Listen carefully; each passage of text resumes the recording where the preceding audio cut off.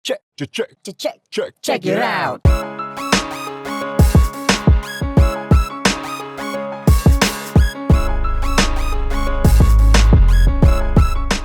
Check it out. Yo, welcome nga pala dito sa bagong episode ng Check It Out Podcast. May kasama ako ngayon, bagong bisita, bagong muka, pero hindi na bago para sa akin. Tolog, pakilala ka. Fritz ng Rage Music Records since 2014. Yeah, rinig nyo yun since 2014. Shoutouts nga pala sa mga tropa, sa mga tropang nanonood. Salamat sa suporta nyo sa pag-aabang ng mga bagong episodes. So, kamusta? Long time Long time no talk. Long time no see. Ngayon lang ulit. Yan. Dito pa sa podcast. Yun, kamusta? Ayun, yeah. Okay naman. Going better and getting better. Buti naman. Yeah. Ikaw, kamusta kaya? Okay naman, ayan. Ganun pa rin, busy-busyhan. Hanap ng mapaglalaanan ng oras sa mabuting paraan.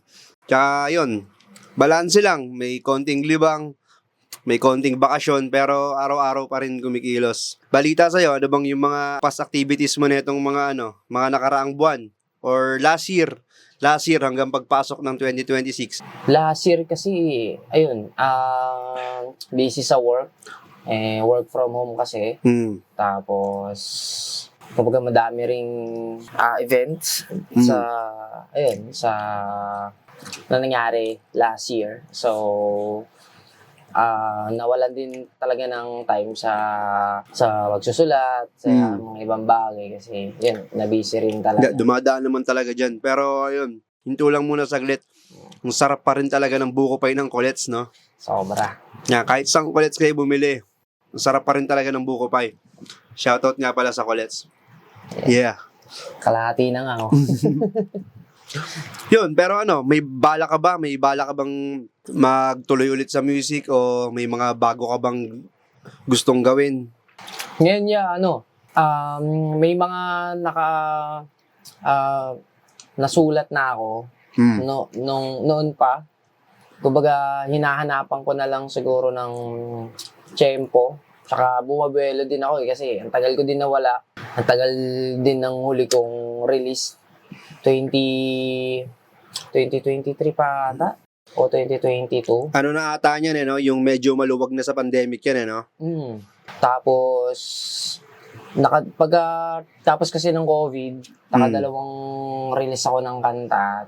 Yung last, yung Unsaid Feelings. Yun yung may music video. Shoutout kay Ninin tsaka kay LA. Yun yung huli naming nagawang kanta. Tapos nun, di na ulit. Kaya namimiss ko na yung mga kasama ko dyan. Sana makapagsulat na ulit tayo. Especially yung SMP Rhymes yan. Yun. O nga pala, yung mga kagrupo mo, no? Ano na rin yun mga hindi ko na rin masyadong nakikita sa Facebook yung mga yun Sila, sila Dodge, yun, nagkapamilya din. Na-busy na din doon. Si Genesis, na-busy na rin sa asawa niya, sa pamilya niya. Si Langilo, na-busy na rin. Tapos yung isa, share ko lang din niya, si Johan J. Kasi Rap in Paradise na pare. Sino? Si Joshua, Johan J. Yung tandaan yun. Pero ano nangyari? Ang balita ko kasi nagkaroon siya ng sakit nun. Tapos parang hindi na niya nakatake ni Hanan. 20 wala pang COVID ata nun. Wala bang di ba na-relocate kayo dito sa sa bayan? Wala ba dun sa mga kagrupo mo yung kasama mong na-relocate dyan? Hiwa-hiwalay kami. Hiwa-hiwalay. Saan sila? Yung iba napunta ng Bistekville 22. Saan lugar yun? May yan Pero Nabaliches lang yan. Tapos yung iba napunta ng Balingasa sa may Balintawak. Yung iba Kasi may one time nag-record dito. Tika dun sa inyo. Santo. Tinanong ko yung pangalan ng ibang mga tropa. Kilala niya pa Pero malayo na rin yung batch sa inyo kasi may bagets pa Ngayon, ang balita ko ngayon sa Santo Cristo, shoutout sa mga taga Santo Cristo, Balintawak dyan. May mga umuusbo ngayon, lakas. Yung Voice from Santo, shoutout yan, mga kabataan. Baka naman na yun, tropa mo rin yung mga yun o hindi? Kakilala. Yung isa doon, tropa ko yung ate niya. Yun. So, iba ano na rin. Bagong Ibang ano na rin, ibang bagong generation bagong generation na, dun na mga rapper dun sa pinanggalingan yung lugar. Oo. At natutuwa rin ako kasi sabi ko, mas nakikilala lalo yung Santo Cristo. Gumagawa sila ng ingay ngayon doon. Kaya nakakatuwa na nagpatuloy pa rin. Tagal din namin na wala ng SMP Rhymes mga grupo, pero buti na lang, ayun, lumabas yung bagong generation. At Tsaka mas marami yatang rapper dun ngayon kumpara nung batch nyo no? oo. Sa batch nyo kasi, ikaw lang kasi talaga yung nakikita kong matibay-tibay Ako, Noon pa, simula pa noon kasi yun nga. yun kasi, yung sa grupo kasi namin, kuya, kumbaga, hindi naman kami nagkanya-kanya. Kumbaga, nagkaroon lang kami ng ibang priorities na minsan hindi na align sa mismong gusto ng grupo. Siyempre, intindi ko naman, gets ko naman na gusto na rin talaga din nilang magkaroon ng pamilya. Pero sabi ko, hanggat nandito pa naman din ako, dire-diretso pa rin, dala-dala ko pa rin yung pangalan natin. Sa bagay, di mo naman na mapipigilan yung mga ganun. No? Talagang kung gusto na rin nila yun Si nakikita ko yung kagrupo nyo yung babae. Si Wana. Ayun, Ashley. nakikita-kita ko pa ngayon sa Sokmed yun. Minsan active, minsan hindi. Oo. Kaso parang Japanese ata yung pangalan Japanese Parang yan. may asawa na rin ata siya ngayon no? Shoutout sa Wana. Pero nasa Pilipinas pa ba yun ngayon? Wala akong wala. balita doon. Wala na akong balita doon. Pero ang alam ko, nasa Pilipinas pa rin siya Yun. Yun. Pero may pagkakataon pa rin ba nakikita-kita kayo? Hindi na rin Sila Dodge, yan. Sila Dodge Reyes, yan. Kapag, kasi inaanak ko rin yung anak nila. Pumupunta sa Bisticville 12. Shoutout sa Bisticville 12. Ano ba yung sa inyo? Bistic Building ba yan? Bisticville Yung lugar kasi, pangalan Pasacola. Lugar talaga, yung barangay o hindi? Hindi, para siyang Lugar talaga doon. Kumbaga barangay nagkaisang nayon kami. Sakop pa kayo ng nagkaisang nayon. Tapos, Pasacola, doon nakalagay yung Bisticville. Kaya, marami ring doon no? Yung iba-ibang lugar din yung napunta ron, Iba-iba yun kumbaga, naghalo-halo Yung iba taga Laura, yung iba taga Holy Spirit, tas kami. Ang dami na rin pala talaga, So, Dami din. ilang taon na kayo doon? Sabihin natin mga 8 years, 2018 kami na-relocate dun Tagal na rin, Tagal din. Yung katabi namin Bisticville 16. Kumbaga yung mga taga Santo, doon din napunta. Tapos halo-halo na rin siguro sila doon. Ang dami nyo rin palang dyan, na yung galing Santo na napunta dyan. Dami nun. Kasi mula sa mula sa Riles, kung tawagin namin, hanggang court, parang gano'n natin, hanggang sa bandang court, yun yung mga na relocate. Nga lang sa iba-ibang lugar. Ang alam ko nga, yung iba nasa Antipolo Yun, malayo-layo yun. Layo. Talagang mas malaking adjustment. Kasi kayo, kahit pa paano, nasa Quezon City pa rin kayo Ang kaibahan lang doon, mas mahirap ng konti yung transportation kasi nasa looban kayo Tapos yung iba, dito, sa may bandang sa Uyo. Bisticville pa rin ata rin yung dito meron dito. May Bisticville dito sa Sauyo. Yun, yung iba. Yung iba dyan, nakakilala ko, galing naman ng ng Vasra. Dyan sa may North Ave. Tapat ng Wildlife, tsaka Circle. Marami rin kasing dyan Maraming na-demolish dyan. Tapos, dyan nalipat. Yung iba, Bulacan. Layo. Yun talaga, malayo-layo yun. Pero isipin mo, swerte na rin kayo pagka kayo, yung nagkaroon kayo ng unit dyan kahit isa. Sa inyo, ilan unit nyo dyan? Sa amin kasi, yung una, isa lang. Kumbaga nakapangalan sa kuya ko. Tapos, ang bala kasi, magkakaroon pa ng isang unit. Doon naman sa may Balintawak. Siyempre, sabi ng parents ko, medyo malayo nga daw. Magiging malayo yung... Magkakalayo kayo? Magkakalayo kami. So, ang ginawa, since may panibagong building na ginagawa doon, kumbaga, kinuha na lang yung unit doon sa panibagong building. Kumbaga, matotal, dalawa yung unit namin. Sa isang Bistecville. Sa Bisticville 12. Kumbaga, yung unit ng kuya ko, doon nakatira yun sa tindahan namin, tapos yung parents ko. Tapos kami magkakapatid doon sa pangalawang unit. Kamusta naman yung experience nung bago kayo doon? Ano ba kayo doon? Pioneer kayo doon? Kayo yung una? Parang ganun. Kasi sabi nila, kuya, parang ano daw yun eh, parang talahiban. Oo. Ganun. Tapos okay naman, nangangapa-ngapa kasi bago eh. Kung tutusin ko ang ganda sana, ang ganda na rin sana sa Santo. Kasi gitna sa lahat. Oo, kasi yun, simula kasi nung tinayo yung Cloverleaf no? Doon na nagka problema rin yung may mga lupa doon mismo. Kaya na-relocate, no? Ang laki rin ang nasakop ng Cloverleaf. Ang dami. May condo ba yun? Bukod sa mall, may condo? Meron niya. Ang alam ko natayo na yung isang condo doon eh. Tapos, meron pa isang... Pero kasi kung yung mall lang ang itinayo, hindi aabot sa inyo, di ba? Hindi aabot. So may condo pang tinayo, kaya inabutan talaga yung pinakalugar nyo. Ang nangyari kasi, yung mall doon, sakop pa rin. Kumbaga, yung malaking space doon, kung tawagin namin central, ang laki ng sakop noon. Yung bandang Riles din, nadamay rin yun eh. Kumbaga, parang ganun, na nadamay siya. Tapos yung condo, hindi ko sure kung saan banda yun eh. Pero ano lang din yun, parang walking distance. Ang kagandahan lang, mas naging na more modernized na yung lugar. Tapos yung daanan doon, yung main road doon, yung babaan lang ng jeep, meron pa yon, may daanan pa rin doon. Meron pa rin doon. Mas maganda, tapos mas maliwanag na, mas safe na, kumbaga, kung 24 hours kasi yung tao ron, gawa ng may terminal no? Oo, may terminal. So yun, yung bago kayo dyan sa may Bistecville, anong adjustments nyo dyan? Dami namin kasi syempre sa traffic, lalo.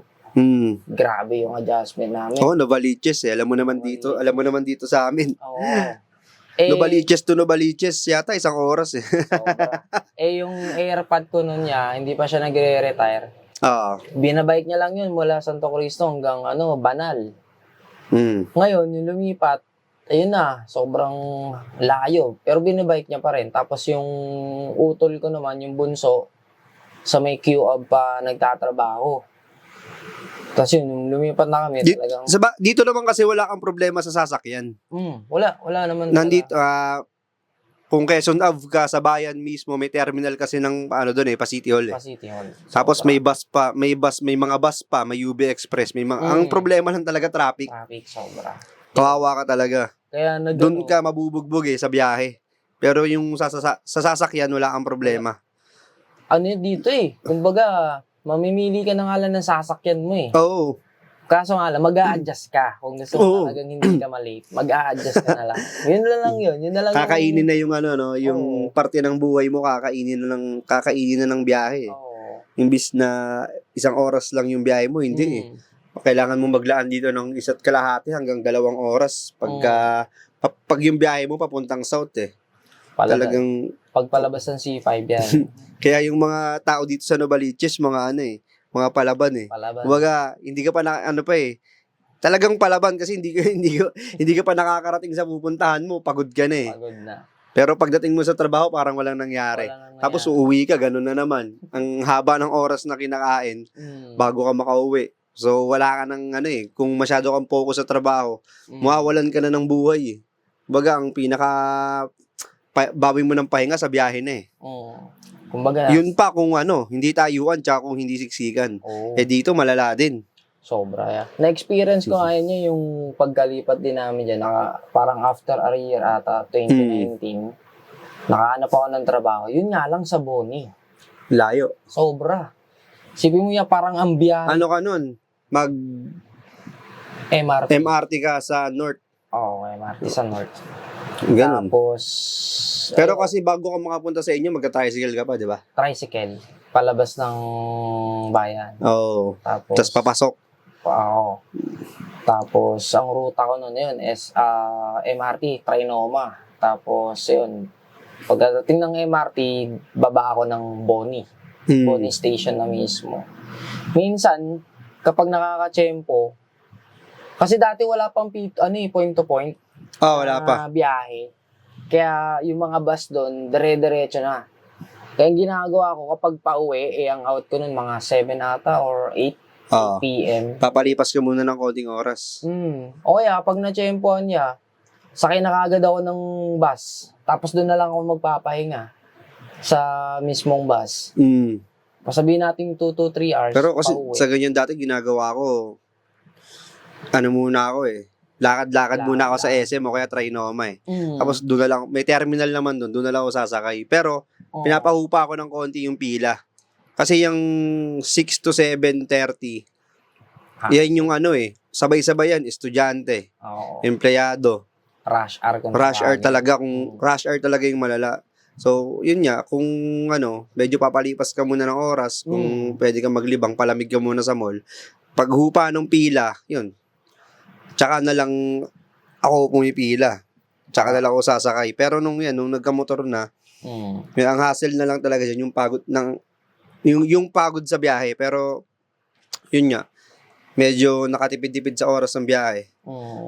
Pero yun talaga Yun talaga yung yung nakasanayan na ng marami. Sabi nga nila masanay ka na sa nakasanayan mo na. Ganun na lang yun. Oo, pero bago pa tayo magkasanayan, magko-commercial muna tayo ng ilang minuto. Dito lang yan sa Check It Out Podcast. Yeah! Check it out. Boy Caston, the king of the track.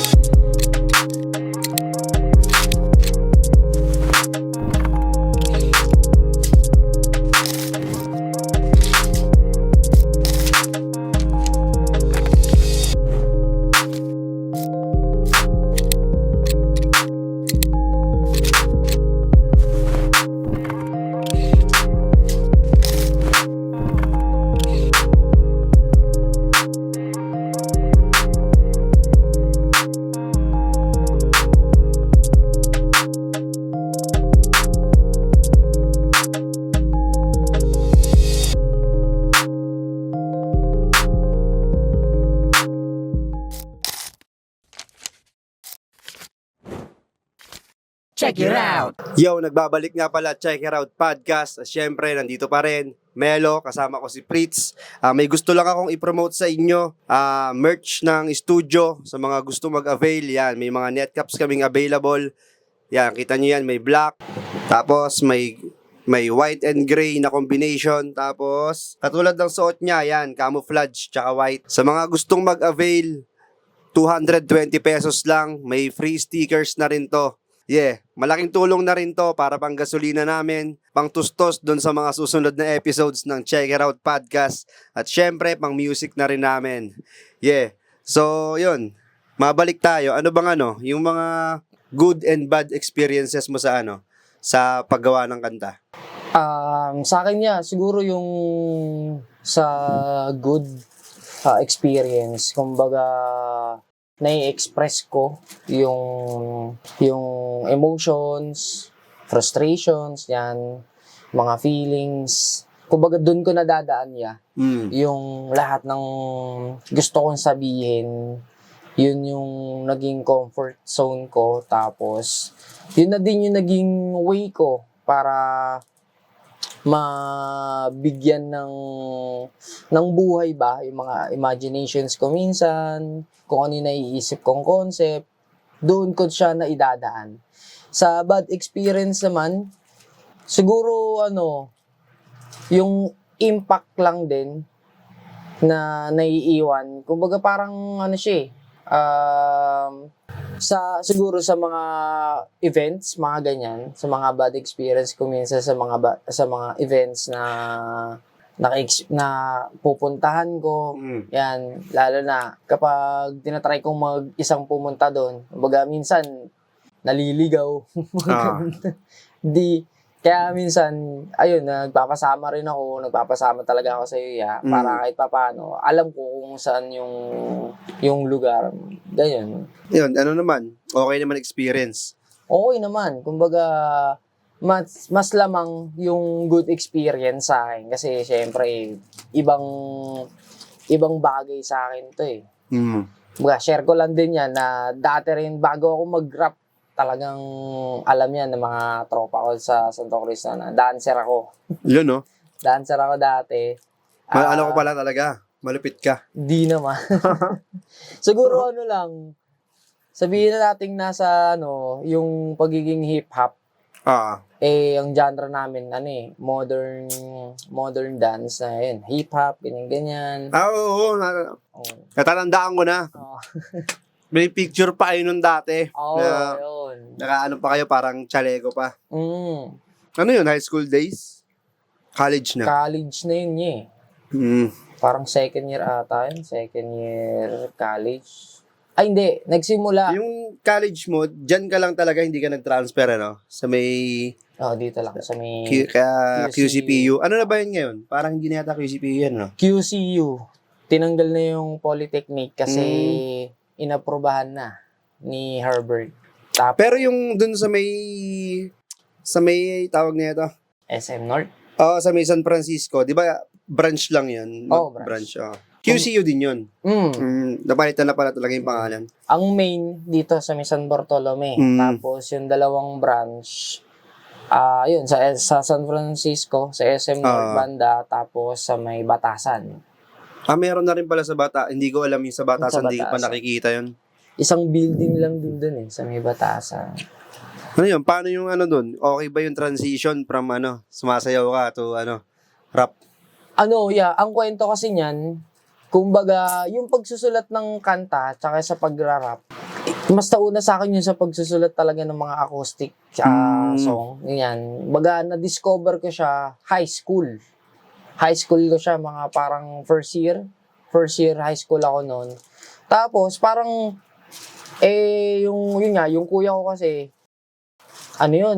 parang nahilig siya sa mga mga Seyday, mga banda, ganyan. Metallica, Linkin Park, mga Hill, ganyan. Tapos, hanggang sa, syempre, napapakinggan ko. Out of nowhere, pauwi ako nun, galing sa Balingasa High School. Tapos, parang akong may naisip na, parang, kanta, ganyan. Tapos, nagawan ko ng melody, ganyan. Tapos yung pagka-uwi ko, kinakanta ko siya. Tapos, sabi ng kuya ko, anong kanta yan? Sana curious siya. Sabi ko, wala ko lang to, ginawa ko. Sabi talaga. Ayun. Tapos yun, kumbaga parang, hindi ko pa siya siniseryoso. Pero, ang ginagawa ko, kapag may naisip ako melody, verse, yan, sinusulat ko lang siya sa notebook ko. Tapos kakantahin ko lang. Ganun lang. Hindi ko pa siya, take it seriously. Tapos, kasi syempre dun, yung time na yun, puro dancer pa yun Baga, sikat pa yung mga dance group nun. Kalakasan pa ng sayaw yun. Kalakasan pa ng Year sayaw. yata yan 2014 na ata. 15, ganyan. 13, 14, 15. Yun yung kalakasan. Yan? Banda yan, tsaka sayaw, yung mga panahon na yan. Mga may na rin. May rap na. Palakas na yung music nun Pero yun nga, ang rap nun, mga rap event nun, once or twice a month lang nun. Kaya, pagka may event na ganun, maraming tao, napupuno yung venue, pero mas malakas pa rin yung banda ng mga panahon na yun, tsaka yung sayaw. Pero paano na nun? Palakas na talaga yung music ulit, yung rap music ulit nung mga panahon na yun. Kasi, na nun na nagre-record na kami nun Tsaka, 2014 ko binutong studio Yun. Kaya, yun. Kumbaga parang, anong nangyari kasi nun, kumbaga, nangako ko nun, kumbaga sabi ko sa airpod ko, pa-birthday niya na sa akin, yun yung huling sayaw ko na nun. Mga 2013 na ata yun, ganyan. Tapos, hanggang sa, yung tropa ko kasi, yun yung si Dodge, si Dodge Reese. Nalaman ko na mahilig siya mag-rap, tapos sumusulat siya ng kanta, ganyan. So sabi ko, lumapit ako sa kanya, sabi ko, tol, turuan mo ako mag-rap, ganyan. Nagkataon naman na aalis siya. Magbabakasyon ata sila sa probinsya nila ng 1 month, isang buwan. Sabi ko, paano to? Ang ginawa ko, research ako kung paano magsulat, ganyan. Meron pa ako natatandaan nun. Yung sa dictionary, lahat ng mga naka-words na may rhymes, sinusulat ko yun sa papel. Yeah, parang gagawin kong basihan. Para pag halimbawa magsusulat na ako, ano yung word na pwede kong gamitin na magra-rhyme tapos connected din sa verse or sa sentence na gagawin ko. Ganun ko siya sinumulan hanggang sa ayun, nagtuloy-tuloy hanggang ayun, baga parang kahit nasa loob ng classroom na yung nagkaklase, minsan kapag may naisip akong verse, yan, talagang sulat ako niyan habang may nagkaklase, ganyan-ganyan, nasa likod lang ng notebook ko. Meron pa ako mismo parang ano nun eh, yun yan, notebook na nandoon lang lahat, yung verse ko, yung mga ginagawa ko, yung parang hinahasa ko lang, sinasanay ko lang yung sarili ko, tsaka yung isip ko sa pagsusulat. Ng kahit pare-parehas na yung concept, basta sulat lang ako ng sulat. Ganun ko siya ginawa. Ganun yung naging proseso ko, yeah. Maganda yung ano mo. Maganda yung naging proseso mo kasi dinaanan mo from scratch eh. Tsaka yun nga, paano ka ba nagawi sa akin? Ayun. Shoutout Hindi ko na rin sa'yo. yung matandaan eh. Ayun, kay Gail. Kay Gail, Shoutout yung tropa sa'yo, natin, Gail. taga Balingasa. Oo, taga-Tibagan. Ang laking, ang laking utang na loob ko rin yun kay Gail. Maraming salamat. Shoutout sa'yo, Gail. Kumbaga, kasi si Gail, kaklase ko siya sa elementary. Tapos, yung nag-high school, kaklase ko siya. So, nalaman niya kay Dad Shrees na sumusulat kami ng kanta. Kaklase ko nga nun si Gail. Sabi niya, pwede ko yung dalhin kay Melo, ganyan-ganyan. Sabi ko, saan yun? May bandan sa uwi lang yun. Tapos yun yung unang kanta na kasama namin si Gail. Oo nga. Yun yung team song. Yun. Tapos yung mga sumunod, ikaw na nag-handle nun eh, no? Napapansin ko rin kasi sa inyo na parang sabi ko, ikaw yung parang organizer sa inyo eh. Na napapansin ko naman sa mga kanta nyo yun na kahit magkakasama kayo nagre-record. Ikaw yung nag-guide dun sa mga kasama mo. Kumbaga kasi, ang nangyayari, kapag halimbawang may concept ako, nilatag ko sa kanila, gagawin ko niya, nahanap ako ng instrumental sa YouTube, da-download ko yan, ganyan. Tapos i-explain ko sa kanila kung ano yung concept, ganito yung mangyayari, ganito yung verse. Sasabihan ko sila kung kailan kami magpapa-schedule ng pag-record, paglapat. Tapos sabihin ko sa kanila na kailangan ganitong araw, okay na, kabisado nyo na. Para pagdating natin doon, dire-diretso na lang, smooth na lang.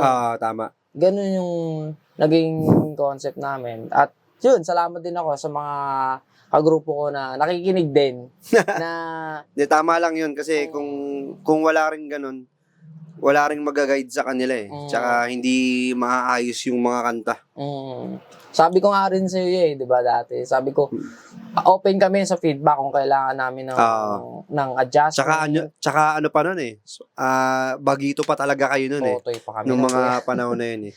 Yung kasi yung mga panahon na unang nag-record ka sa akin, marami na kasi kaming experience. So, lalo na ako. Talagang dun ko yun naipon eh. Yung pakikisama ron sa mga bago, sa marunong na, tsaka yung matatagal na. Yung mga matatagal na, yan yung mga medyo masisela na sa record. Yung mga medyo bago-bago pa lang, yan yung, sige, tol, ikaw na bahala magpaganda niyan. Tapos, yan, tulad nyo sa mga bago pa, syempre, kulang pa yung nalalaman nyo eh. Kayo yan yung mga nagtatanong na, may mga mali ba ako sa mga words, sa mga lapat. Doon ko na lang yung tinatama. So, yung experience ko sa bago, sa medyo bago, tsaka sa matatagal na, halo-halo na yun. Ngayon, mas na-apply ko naman yun ngayon dahil yun nga, siyempre sa tagal na rin, sa daming artist na rin na nakasama ko. Na-apply ko naman siya, hindi yun nawawala lagi sa akin na pagka may narinig akong mali, may narinig akong alanganin, hanggat maaari, pinapaulit ko talaga. Hanggat maaari, dito pa lang maayos na. Then, smooth na lang yung pagmimix. Yung iba kasi, kala nila, nailapat na nila yung arranger or yung mixing engineer na yung mag-aayos nun para gumanda, hindi. Nang gumaganda yung kanta, umaayos yung mix, sa kung paano talaga kung paano siya ni-record, Mm. dun din sa paraan ng ni-record, tsaka syempre, dun sa talent mismo ng artist. Kung maayos talaga siya mag-record, maayos niyang nakanta yung gusto niya, maayos niyang na-deliver, Mm. then, kung may mga konting mali, dun na lang ako gumagalaw or dun na lang ako nagmamando kung ano yung mga pwede pang gawin. Mm. Then, yun na, mas maayos kasi yung mixing pag gaganon. Mas maayos yung resulta. Tsaka masaya kayo parehas, kahit na hindi mo madaliin yung kanta. Minsan niya, pag maayos na yung kanta, saglit ko na lang minimix eh. Minsan, walang 2 oras, tapos ko na yun. Kasi sobrang smooth na nun, wala ka na masyadong babaguhin. Mm. Naitama yung mga dapat itama. Tapos, yun, konting effects. Yun, marami nga nagsasabi ngayon na na 70% yung record, 30% na lang yung mix. So, yun yung magandang process talaga na i-take, lalo dun sa mga bago na parang kala nila kayang magicin lahat. So, ngayon kasi, may mga AI na kasi. Oo. So, maitatama, pero hindi ganun ka-solid eh. Lalo na kung sarili mong kanta, tapos i-convert mo lang siya sa AI, hindi ganun ka-solid eh. So, manggagaling pa rin talaga dun sa artist. Ngayon, kung hindi naman kasi bumabagay yung gusto nilang gawin dun, pwede namang baguhin, pwede pag-usapan. Tsaka sa akin niya, kumbaga ang tumatak sa akin na si Fatboy Kush tayo nagsabi sa akin. Sabi Fatboy niya, Kush. Si Fatboy Kush, sabi niya, makinig kayo lagi sa Ranger kung ano man yung i-guide. Tsaka sabi mo nga rin sa akin na mas magandang mag-record kapag praktisado. Oo naman. Sobra. Hindi. Minsan kasi kahit praktisado ka, pag nasa studio ka na, mag-iiba yung pakiramdam mo eh. Pero, at least, na-practice mo siya. Ano ka na lang, para ang tawag sa ganito, ayun, konting practice na lang para konting recall na lang. Para mas maayos mo ma-record yung kanta. Then, yun eh, ano na yun eh, dire-diretso na yun eh. Tsaka, kumbaga parang hindi na kayo nagko-consume pa ng mas mahabang oras. Yun. Siyempre, sabihin natin, yung time namin kasi, magkakasama kami, 4 kami, kumbaga isang verse. So, minsan, ang oras namin, 2 to 3 hours ata. O minsan, medyo mahaba yun. Mahaba pa. Mm. Kaya sinasabi ko talaga sa kanila, practicein nyo na ng maayos, ng maigi. Para pagkarating natin doon, pag recording na, mabilisan na lang, dire-diretso na lang. Magko-commercial muna kami ulit. Pasensya na tol kung naputol kita kasi malulobat yung camera natin. Commercial lang kami saglit. Check it out, podcast. Yeah! Check it out. Boy Caston, the king of the track.